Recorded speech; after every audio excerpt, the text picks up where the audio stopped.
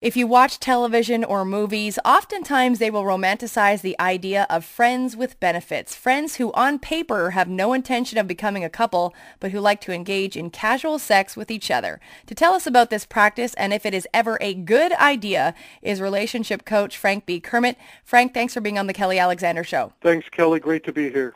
Frank, can you please explain the meaning behind the idea of friends with benefits? It starts off where you are friends with someone. You want to engage in some sexual activity, but not enter into any sort of romantic relationship beyond friendship and sex. And how do you know if this is something that truly fits your character, Frank? Because I'm assuming that if you're single and lonely or getting over a breakup, it may seem like a good idea, but maybe not so wise in the long run. Well, here's the thing. There are a lot of benefits to being friends with benefits with people you actually consider a very good friend. There's also a lot of risks because it requires people to have a certain level of emotional sophistication. You really have to handle your emotions and your expectations. Most people who get into it because it seems like a good idea at the time. Hey, I'm lonely, you're lonely, maybe I'm inexperienced, you're inexperienced, we like each other, maybe we want to see if something could work out in the future, so we're just going to take this as a test run. Maybe we're both just bored, and this seems like a good way to pass the time. What people don't factor in is that you can't logically or intellectually govern emotion. It is very possible and very likely that you might develop feelings for the person that you're having sex with. And when that happens, you might find yourself reacting in ways that you didn't predict. For example, when you're getting involved with somebody under a friends with benefits relationship structure, it means that the two of you are still free to date other people, see other people, and hopefully meet someone that you can have a more serious relationship with. Well, what happens when it's someone in your social circle and you see that the person that you're having a friends with benefits relationship with is talking to someone else who they might really like and want something more serious with? It's very possible you might end up feeling jealous. It's very possible you might feel some resentment. It's very possible you might even feel some sense of abandonment, even though there was no relationship promised to you. So it's very important to realize that your emotions are going to react as if you were in a relationship, and it's key to hold yourself back from reacting on that. How do you even bring up the conversation with your potential friend with benefits? What happens if they're not actually down with the idea at all? Well, look, if they're not down with the idea at all, then nothing you say or do is going to change that. Usually, people who engage in some area of friends with benefits, there's already a sense that they like each other as people. They hang out as friends. And sometimes it's a matter of, if we did date, would it work out? Oh, I don't know. Well, I'd be curious to try. Yeah, I know, but I don't know if I want to risk the friendship. And just like how friends talk about all sorts of topics, and people share all kinds of intimate secrets with one another as friends, admitting that you would be curious to know what it would be like. And, well, what would it be like if we kissed? Well, I don't know. What do you think it would be like? And it can start there. Frank, are there guidelines to follow if you are going to engage in this type of behavior? Absolutely. The first guideline is that this is a time-limited affair. You go into it knowing that at some point it's going to end. One of you, at some point, is going to meet somebody that you could have a more serious relationship with. And as soon as that happens, the friends with benefits relationship structure will end. So you don't go into it thinking, oh, and maybe it'll turn into something more serious. Well, if you're already thinking it's going to turn into something more serious, forget friends with benefits, date the person. If you're going into it as friends with benefits, keep in mind this is time limited. You shouldn't see the person more than once or twice a week. Once a week is enough, twice on occasion. If the person's from out of town, then you can see them as often as you want while they're in town. But generally speaking, it's once or twice a week, never on Friday night, never on Saturday night, ideally never on Sunday. You reserve those nights to date somebody that you could have something more serious with and spend that time with family. Frank, what happens if it's like holiday season, meaning whether it's Christmas or Thanksgiving or even, one of these Hallmark holidays like Valentine's Day? How do you handle that? Okay, well, first of all, when you're dealing with things like Christmas and New Year's and any sort of event, Thanksgiving, that you would normally spend with family, it's very easy to give in to the temptation of bringing your friends with benefits over to family functions. That's a no-no. You don't bring a friends with benefits and tell everybody, oh, we're just friends, because people aren't stupid. They know something must be going on. And a key element of friends with benefits is that it's kept secret. If you're having a friends with benefits relation with someone that's in your social circle, you should never behave publicly with them in any manner that would make anyone assume that there's something going on between the two of you. The best friends with benefits relationships is when you continue to behave only as friends in public, so that if someone were to find out, they find out by accident and they would be completely surprised that there would be anything going on. When Valentine's Day approaches, bear in mind that people who engage in friends with benefits, the temptation is there to spend Valentine's Day with a friends with benefits. You have to fight that temptation. Valentine's Day is a great day to go out and meet a potential life partner. Don't waste it with a friends with benefits who's only going to be there temporarily anyway. Joining us on the show is relationship coach and columnist for the West End Times, Frank B. Kermit. Make sure to check him out on his website, www.franktalks.com. Frank, how do you deal if you or your, friends with benefits partner develops like real feelings, but that, that's not reciprocated by you or vice versa? Well, first of all, if feelings are going to happen, it's not a question of if they're going to happen. They are going to happen. It's very important at that moment that you don't get carried away with the emotion and assume that just because you have feelings for the other person, that's a sign that you should be more than friends with benefits. It's inevitable that when you're getting intimate with someone, that the feelings of pleasure that you experience during the intimacy might get misinterpreted as a sign that you should be in a relationship. The fact is that if you were going to be great in a relationship with someone who's a friends with benefits, you'd already be there. You would already be looking to invite that person out to family functions. You'd already want to be publicly acknowledged as a couple. So feelings are going to happen. When you start having very strong feelings with your friends with benefits, you do not continue to see them more often than once a week. You make it a point to date other people. And here's a very key rule. If your friends with benefits has fallen in love with you and you do not return those feelings, number one, encourage your friends with benefits to date other people. And if they refuse, stop seeing them. And I know that's a hard thing to do because, you're getting some benefit out of the friends with benefits relationship. You're getting some friendship. You're getting some sex. There's very little pressure that comes with being in a relationship. It's the ethical thing to do that when someone has fallen in love with you and refuses to date other people, you need to end it. You need to move on because that forces the other person not to be waiting for you. How do you handle it, Frank, in the sense of, your friends to begin with? So to me, this leads me to think that, you're hanging out in similar social circles. So how do you avoid, I know you brought up the fact before that jealousy could arise if you're seeing this person start to make maneuvers on another person. But how do you act in general with your other friends? Because I'm sure it's almost palpable that people might figure out that something is going on. Okay, this is going to be a hard question to answer because generally you have to know yourself and you have to already be aware and have observed your own behaviors with your other friends so that you don't act in a different manner. Think of it this way. When you have a romantic bond with someone, when you're in a relationship, you will behave differently towards that person than you would with all of your friends. You might make certain types of jokes, for example. You might make certain types of references. You might bring up comments in a conversation to indicate that you have more of a relationship with your actual partner. You can't do that with someone that you're friends with benefits with. You can't make jokes about having seen them in the nude. So this is something that's very key. You can't behave with them in any way other than you would behave with a normal friend. And sometimes that means that you're going to show up to the same event separately. You're going to leave that event separately at different times. So no one should be thinking, oh, wait, they're leaving together. Oh, so-and-so is giving the other person a lift. You can't even do that as a friends with benefits because that might indicate to people, wait a minute, they came together, they left together, something might be going on. This seems like it's such a soap opera, Frank, or it could turn into one. Of course it could turn into one because you're dealing with sex and emotion. It's just important to realize that when you get into it, this is a time-limited thing.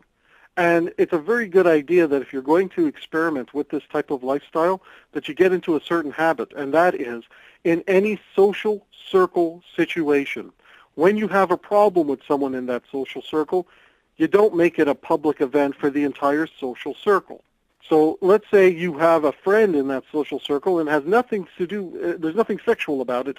This is an actual friendship with someone, but you got into a fight about something. Here's a great opportunity to practice a new behavior pattern that you don't bring up whatever happened between the two of you to the rest of the social circle. How do you actually bow out of the relationship? And I'm just using that word because if potentially you are not into it anymore, there's not even anyone else in the background, but you're just sort of done with it. How do you make that okay for your friends with benefit, partner? Because they might really take that the wrong way. And if you were trying to hold on to a friendship to begin with, this could be dicey.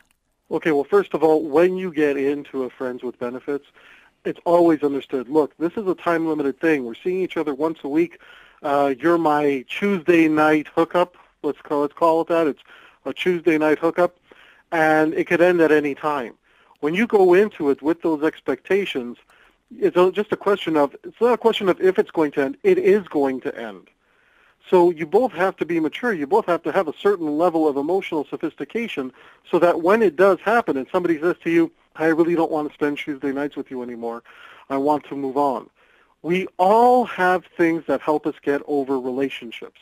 And if you're the type of person that really gets attached to the people that you're intimate with, then don't even experiment with friends with benefits.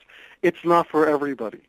I know that the media tends to glamorize these things, but the fact is, media is not real life. In real life, people get hurt, people get attached, and some people just can't handle it. The same way that there are people who simply can't handle the concept of dating two people at the same time, even if everybody's honest and everybody's open about it. It's not for everyone. So if you're going to get angry or resentful that the person that you had a friends with benefits relationship with decides to end it, you can't be angry at them. You need to be happy for them. Chances are it means that they want to move on to try to find something else in their life that's going to make them happy. Be grateful that you were able to take that friendship to that next level. I think personally that it's worse to be friends with somebody for years and years and years and have the interest to take it further but never having the opportunity. When you're a friends with benefits, you've taken it to that level. What else is there other than moving on into a more serious relationship, which at that point you've probably learned it wouldn't work out anyway? Be grateful that you had the opportunity to take it that far instead of being madly in love with a friend who doesn't return your love and 10 years later still carrying a torch for them. Being a friends with benefits with that person might mean that the torch got extinguished because there was no mystery left. You know what it would have been like. You figured it out. You had that experience.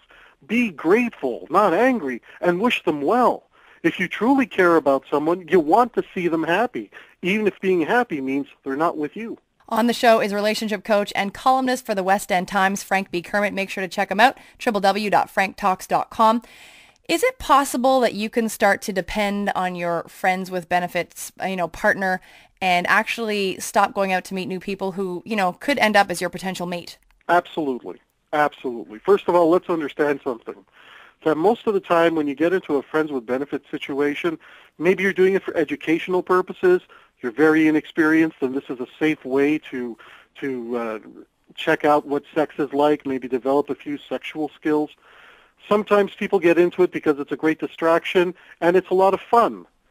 But if you have a fear of intimacy, if you have a fear of getting emotionally involved with someone, that fun could easily become escapism. And once being in a sex with friends with benefits relationships with someone becomes a form of escapism, it's very simple to not go out there and not meet new people. Look, trying to meet new people and trying to connect with somebody to find a long-term relationship, it can be challenging for people because you got to keep putting yourself out there. You got to keep getting rejected. You got to keep meeting people, hoping, trying, and it's not working out, and the hope is tarnished. It can be a lot. And just having a friends with benefits that you can count on that once a week, it just makes things comfortable. Well, no one achieves greatness being comfortable. Not in any area of your life. If you're really comfortable in a certain area of your life, You don't achieve greatness because there's nothing motivating you to move it to the next level. So being comfortable, being too comfortable might stop you from moving on and finding a potential life partner. But if you're really comfortable in a friends with benefits situation, it isn't just because the friends with benefits is giving you that something to hold on to. It might be because there's a deeper issue, fear of intimacy, and that is at the source of it, not the friends with benefits relationship. Think of the friends with benefits relationship as a symptom of the issue, but not the issue itself. And Frank, something that I want people to really understand, and I'm hoping you could explain this to us, is the following. Let's say, you are friends, with this person. You then decide to become, friends with benefits. You really appreciate this person. They've been in your life for a while, and you would hope to continue the friendship, till the end of time, if possible. But then you meet someone else. That person becomes your mate. And they find out about your past with this friend. Chances are they could actually ask you to end that friendship, and then you've lost that person to begin with. So is that something people need to realize, like that your past could come back to bite you in the butt? Absolutely. Let's look at some of the details here. If you ever had a romantic interest in a friend to begin with, then your future life partner is probably right to say, listen, I really don't feel comfortable you hanging out with this friend who you've had a romantic interest in for years. Yes, I know you love me. Yes, I know we're going to be together forever. Maybe we're going to start a family. Maybe we're going to build a future together. But the bottom line is, if you still carry a torch for someone, then that's a threat to that long-term relationship. Having a friends with benefits means you've already crossed certain boundaries. You've been intimate with them. And it's so much easier to get romantically involved or sexually involved with someone that you've been sexually involved with before. So your life partner has every reason and every right to say, I'm not comfortable that you're still friends with this person who you were secretly involved with. So you do have to understand that your friends with benefits friendship after the sex is also a time-limited thing. But I don't see that as a bad thing per se, because your friendship with that person would have been a time-limited thing anyway. When you decide to choose somebody to be your life partner, you're making that person a priority. So if you choose to have children, adopt children, start a family, you got to understand that is your priority, not necessarily the friendships that you had in your past, regardless if you were intimate with that person or not. Okay. Now, because there was an experience of intimacy in the past, your partner is going to feel uncomfortable about it. Very few people are open-minded enough to say, sure, I don't mind you continuing to be friends while we have our relationship and build our future, especially that, you've had an intimate relationship in the past. One of the things that I coach couples on, especially when they're about to get married, is that, okay, is there anyone in your current social group of friends who you've been intimate with that your fiancé doesn't know about? And if there is, it's time to confess. It's time to say, well, I was intimate with 3 of my friends over the course of my life. Because those 3 friends, chances are going to be invited to the wedding. Maybe some of them will be part of the bridal party or the groomsmen. And your fiancé needs to know that, because they surely don't. The worst situation could be that they're at the wedding, and it's at the wedding that they find out, oh, wait a minute, you mean that my spouse, the person I just married today, was romantically involved with this other person that I didn't know about, but who's here celebrating at my wedding? At the very least, the fiancé should know. Let them make an informed decision. So keep in mind that your current sexual liaison with this friend of yours might be an issue for your future partner, and rightly so. The same way that you may not necessarily be comfortable with your future life partner still being very, very close to someone that they used to be intimate with. That doesn't mean that you or your partner are not trustworthy, but we're talking about paying a respect to your partner and having your partner pay respect to you while you're on the path of becoming future spouses. Frank, what is the most important thing then that you should ask yourself before starting down this friends with benefits path? The most important thing is that the short-term immediate gains may not equal the long-term fallout. It's very possible that you're going to stay friends with the friends with benefits. But that's only if you manage it properly. And even then, at the very least, you want to manage it so that you don't become enemies. You have to know yourself. You got to be able to trust in your ability to manage your emotions. You got to be able to trust your friends with benefits to manage his or her emotions. But remember, there is a price to everything. Every time you get into a relationship with somebody, whether it's a public relationship or a secret friends with benefits liaison, there's always a price. There's always consequences. Make sure that the long-term consequences don't outweigh the short-term gains. Frank, thank you so much for your time on this. I really appreciate it. Oh, this is great. I love talking about relationships, and I love helping people, and this is just another way to do it. So thank you for having me. That's Frank B. Kermit, again, a relationship coach and columnist for the West End Times newspaper. For more information, www.franktalks.com.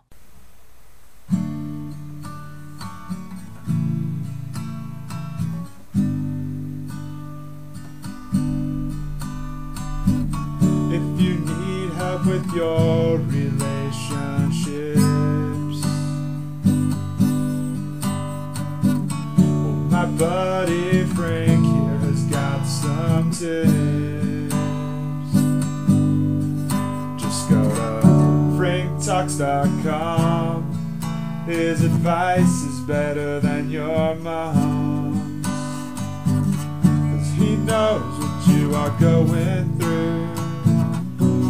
Frank has been there too, so log on to franktalks.com, to franktalks.com. franktalks.com